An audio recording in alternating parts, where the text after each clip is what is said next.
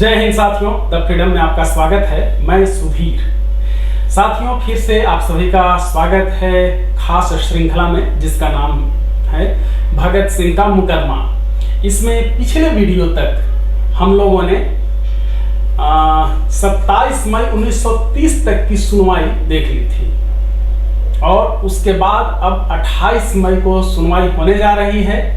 सबसे पहले हमेशा की तरह अदालत बैठी और उपस्थिति दर्ज की गई है प्रोसीडिंग बुक में, जिसमें यह बताया गया है कि कार्डन नोट जो भी सरकार की तरफ से वकील थे, कलंदर अली खान, गोपाल लाल, ये सब वहाँ पर मौजूद रहे।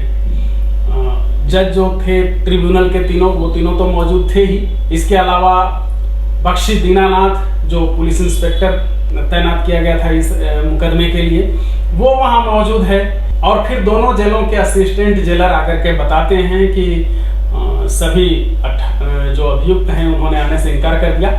इनके बयान से पहले ही प्रोसीडिंग बुक में दर्ज है कि सभी 18 अभियुक्त अनुपस्थित हैं। सबसे पहले बोस्टल इंस्टीट्यूट, जिसे बोस्टल जेल भी कहा जाता था, वहाँ का जेलर आता है, लालचंद बख्शी उसका नाम था। वो आकर के बताता है कि सभी अभियुक्तों ने वहाँ आने से मना कर दिया है।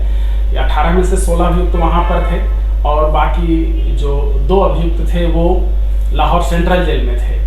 तो दौलत अली शाह आकर के लाहौर सेंट्रल जेल का जो असिस्टेंट जेलर था उसने कहा कि यहाँ जो भी 2 कैदी मौजूद हैं, 2 अभियुक्त मौजूद हैं, भगत सिंह और बटुकेश्वर दत्त, दोनों से मैंने कहा और उन दोनों ने भी शामिल होने से इनकार कर दिया मुकदमे की सुनवाई में।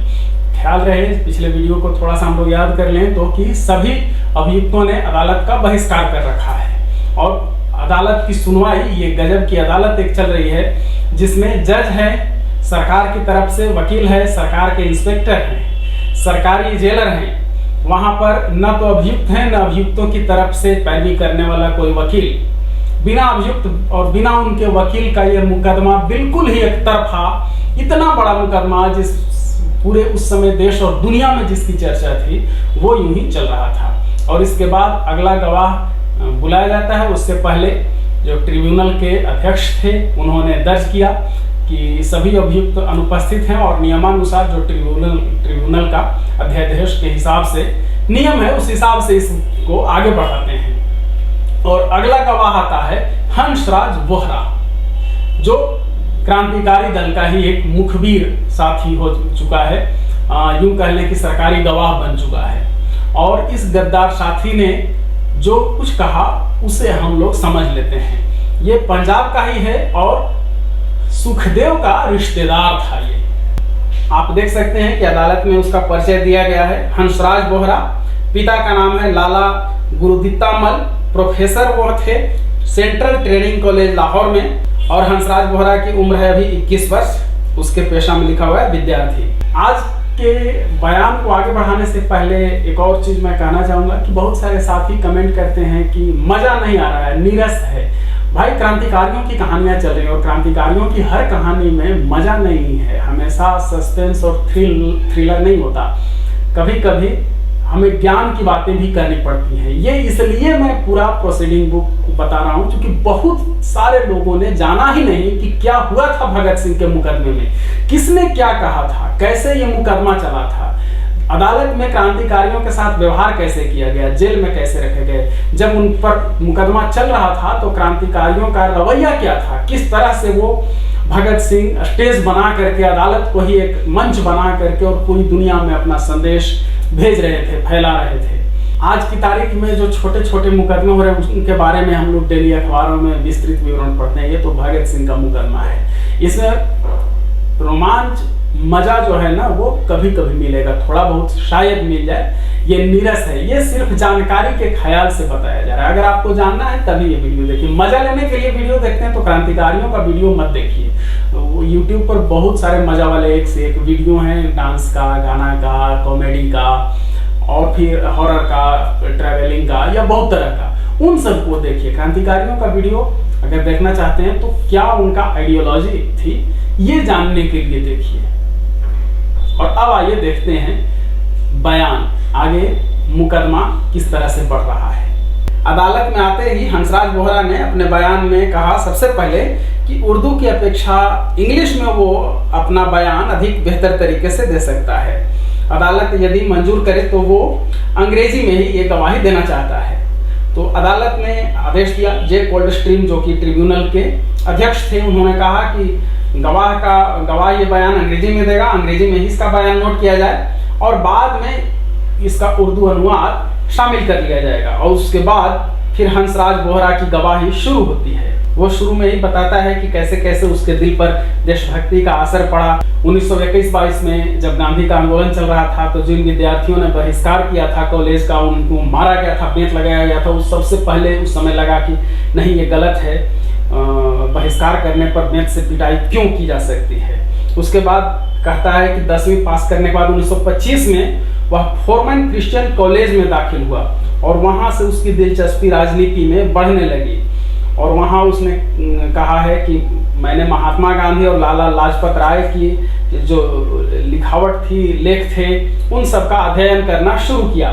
हंसराज बोहरा बता रहा है कि जो अभियुक्त सुखदेव है वह मेरी चाची का भाई है, अनेक तरह से मामा लगते हैं। इसके बाद वो बताता है कि रिश्तेदारी के कारण सुखदेव का आना जाना लगा रहता था और इस वजह से फिर धीरे धीरे संपर्क हुआ, एक दूसरे के बारे में जानने लगे। सुखदेव ने मुझसे पूछा कि तुम्हारी जिंदगी का क्या मकसद है, तो मैंने कहा कि पत्रकारिता करके मैं देश की सेवा करना चाहता हूँ। इसके बाद फिर मुलाकात बढ़ती रही, उसने कुछ किताबें दी पढ़ने के लिए और इस तरह से धीरे धीरे मेरा झुकाव क्रांति की तरफ होने लगा। उसने पीले पर्चे का भी जिक्र किया है। पीला पर्चा जो कि हिंदुस्तान रिपब्लिकन एसोसिएशन, सचिंद्र नाथ सान्याल ने तैयार किया था, हिंदुस्तान रिपब्लिकन एसोसिएशन का वो पर्चा, और जिसे पीला पर्चा के नाम से जाना जाता है क्योंकि वो उस कागज का रंग पीला था, वो पूरे देश में बांटा गया था। उसके बारे में बताता है कि वो हमें मिला, वो हमने पढ़ा। सुखदेव के कहने पर हिंदुस्तान रिपब्लिकन एसोसिएशन का ये मेंबर बन जाता है।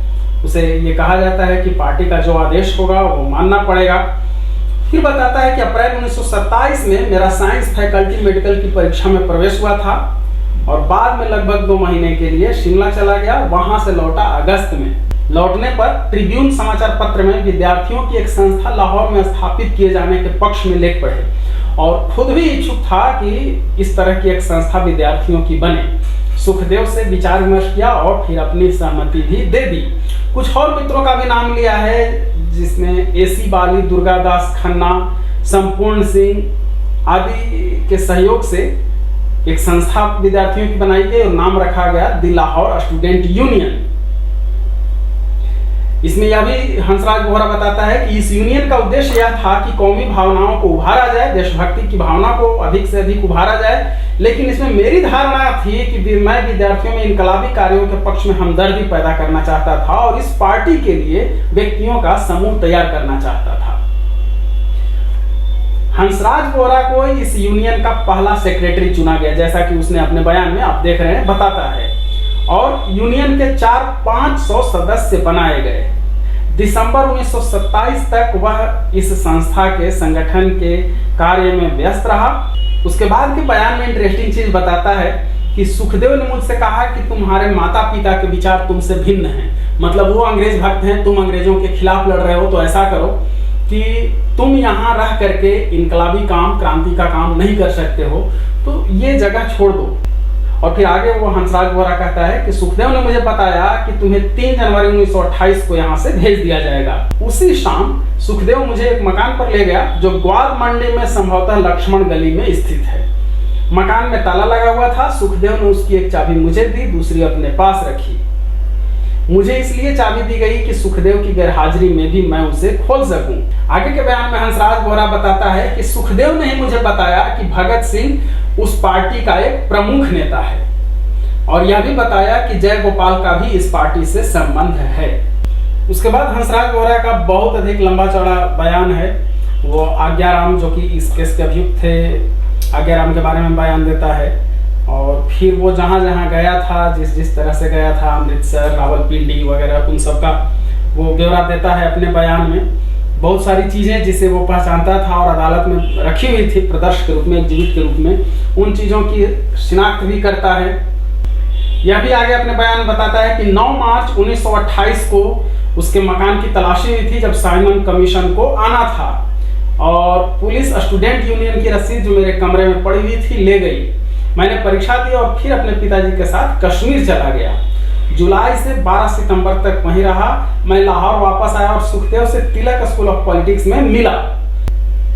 अब हंसराज बोहरा का जो सबसे मुख्य बयान शुरू होता है, सबसे खतरनाक बयान, चूंकि इस मुकदमे का सबसे महत्वपूर्ण बिंदु सैंडर्स की हत्या थी। और सैंडर्स की हत्या के बारे में वो बताता है कि दिसंबर में मोजंगवाला हाउस में, जहां पर सभी क्रांतिकारी यूपी के, पंजाब के या और दूसरी जगहों के जमा हुए थे, जिनके बारे में वो बताता है, 1 दिसंबर 1928 को सुखदेव ने मुझे शाम को लॉरेंस गार्डन में बुलाया और वहां से मोजंग वाले मकान में ले गया जो अराई बिल्डिंग में था।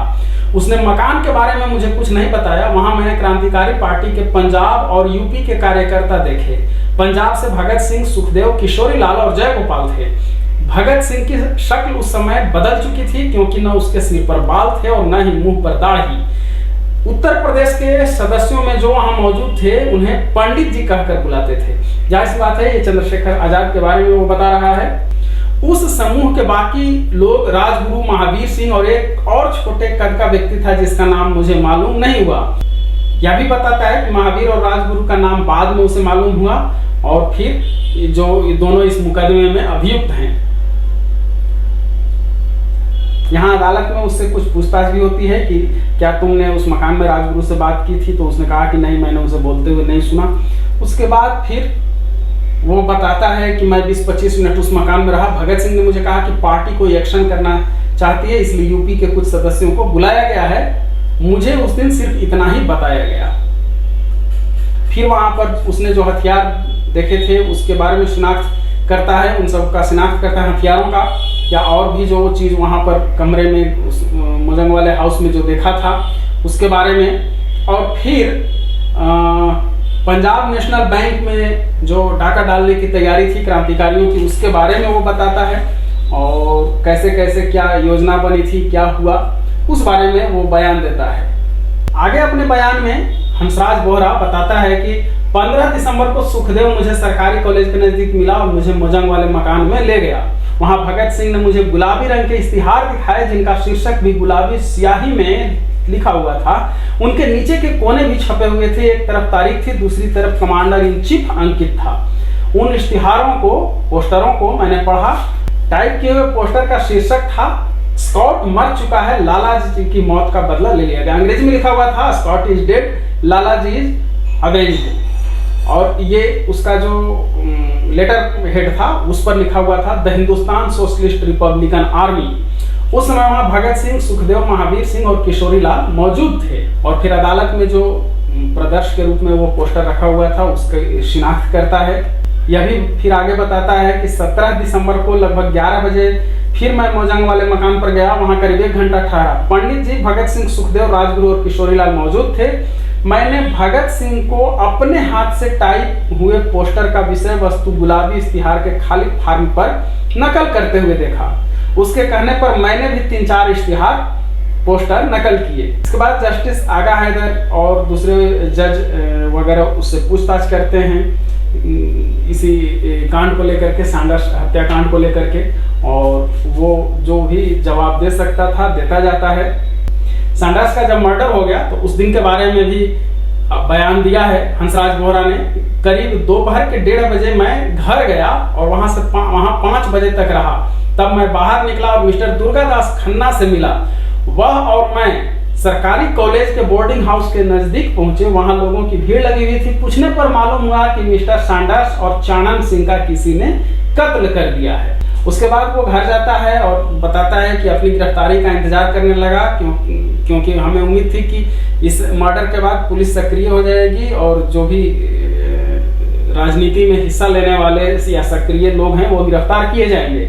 17 दिसंबर को करीब रात 8 बजे मेरे मकान की तलाशी ली गई और मुझे गिरफ्तार कर लिया गया। मैं लगभग 17 दिन पुलिस की हिरासत में रहा और 3 जनवरी 1929 को मुझे 10,000 रुपए की जमानत पर रिहा किया गया। पार्टी की आशा के अनुसार मैंने अपनी हिरासत के दौरान मिस्टर सैंडर्स के कत्ल के बारे में कुछ भी नहीं बताया। अब देख लीजिए, गिरफ्तार होता है ये उस समय हंसराज बोहरा, और 17 दिनों तक पुलिस की हिरासत में रहने के बाद भी उस समय कुछ भी पुलिस को नहीं बताता है। यह आश्चर्यजनक बात है कि कैसे फिर इस बार के केस में वो सरकारी गवाह बन गया। 1929 के मार्च महीने के बीच में वो फिर भगत सिंह से मिला है। उस समय बम वगैरह बनाया जा रहा था, उसके बारे में वो बताता है। उसके बाद फिर ये बयान उसका 29 मई को भी जारी रहता है। शुरुआत आप उसी तरह समझ सकते हैं, दिन की शुरुआत होती है कि सभी वकील मौजूद हैं, सभी अभियुक्त उपस्थित हैं और दोनों जेल के असिस्टेंट जेलर आकर बताते हैं कि आने से इनकार कर दिया है अभियुक्तों ने। और फिर बयान इसका जारी हो जाता है हंसराज बोहरा का।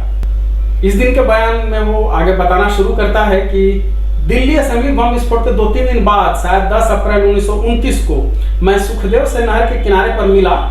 उसने मुझे 2 फोटो दिखाई, एक भगत सिंह की और दूसरे बीके दत्त की, बटुकेश्वर दत्त की। उसने बताया कि पार्टी ने फैसला लिया था कि असेंबली में बम फेंकने के बाद भगत सिंह और बटुकेश्वर दत्त अपने आप को पुलिस के हवाले कर देंगे।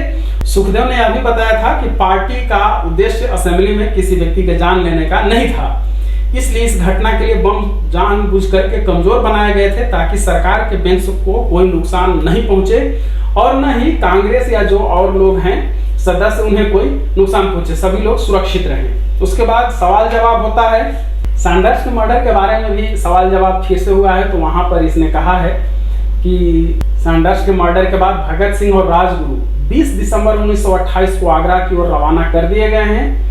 भगत सिंह ने दूसरे दर्जे में सफर किया और राजगुरु ने नौकरों के कमरे में, यानी कमरे मतलब डब्बे में, रेल के डब्बे में। सुखदेव ने यह भी बताया कि पंडित जी यानी चंद्रशेखर आजाद और किशोरीलाल सुखदेव की माता और बहन के साथ 25 दिसंबर 1928 को मथुरा की ओर रवाना कर दिए गए हैं। यहाँ सुखदेव ने एक टिप्पणी की है प्रोसीडिंग बुक पर, इंपॉर्टेंट। आप इस चीज को बढ़िया से समझ लीजिए कि चंद्रशेखर आजाद के सैंडर्स मर्डर के बाद लाहौर से निकलने की ढेर सारी कहानियां हैं, लेकिन सुखदेव बता रहे हैं या पार्टी के लोग बता रहे हैं या जो सरकारी गवाह जो लोग बन चुके हैं वो लोग बता रहे हैं कि कैसे चंद्रशेखर आजाद निकले। और इस पर हम लोग विस्तार से कभी चर्चा करेंगे अगले वीडियो में, लेकिन ये जान लीजिए कि यहाँ पर हंसराज बोहरा बताता है कि चंद्रशेखर आजाद और किशोरीलाल जो निकले हैं वो सुखदेव की माँ और बहन के साथ मथुरा की ओर निकले हैं। उस कहानी पर कभी दूसरे वीडियो में विस्तार से चर्चा होगी, लेकिन असलियत यही है चंद्रशेखर आजाद कैसे निकले थे लाहौर से। फिर उससे और पूछताछ होती है, सवाल जवाब ये चलते रहता है। बहुत महत्वपूर्ण कोई वैसी चीज नहीं है, शिनाख्ती है एक तरह से, और कुछ जो उसने बयान दिया था उसको लेकर के क्रॉस एग्जामिन किया है जजों ने ही, अलग से तो अभियुक्तों के तो कोई वकील थे नहीं वहां। इसी के साथ फिर हंसराज बोहरा का बयान खत्म हो जाता है। 29 को ही एक और सरकारी गवाह का बयान शुरू होता है, ललित कुमार मुखर्जी का। वो हम लोग देखेंगे दूसरे वीडियो में। ये कुल मिलाकर के जो बहुत अधिक सक्रिय सदस्यों में से जो लोग गद्दार बने थे उनमें से एक था ये हंसराज बोहरा। सैंडर्स मर्डर को जानने वाले या पार्टी के बारे में बहुत अधिक जानने वाले 3 प्रमुख गद्दार थे, फणींद्रनाथ घोष, हंसराज बोहरा और जय गोपाल। तो ये हंसराज बोहरा का बयान हम लोग आज देख रहे थे। आगे फिर 29 को ही बयान, जैसा कि मैंने कहा, ललित कुमार मुखर्जी का बयान है, वो भी जारी रहेगा। तो साथियों, ये आप देख रहे हैं भगत सिंह का मुकदमा श्रृंखला में कि क्या कुछ हो रहा है, कैसे कैसे स्पेशल ट्रिब्यूनल में मुकदमा चल रहा है। जय हिंद दोस्तों, आपके लिए हम लगातार पेश कर रहे हैं अमर क्रांतिकारियों की कहानियाँ। इस अभियान को जारी रखने में द फ्रीडम को आपकी मदद चाहिए। अगर आप आर्थिक रूप से सक्षम हैं, तो कृपया इस अभियान को जारी रखने के लिए मदद करें। द फ्रीडम आपका आभारी रहेगा।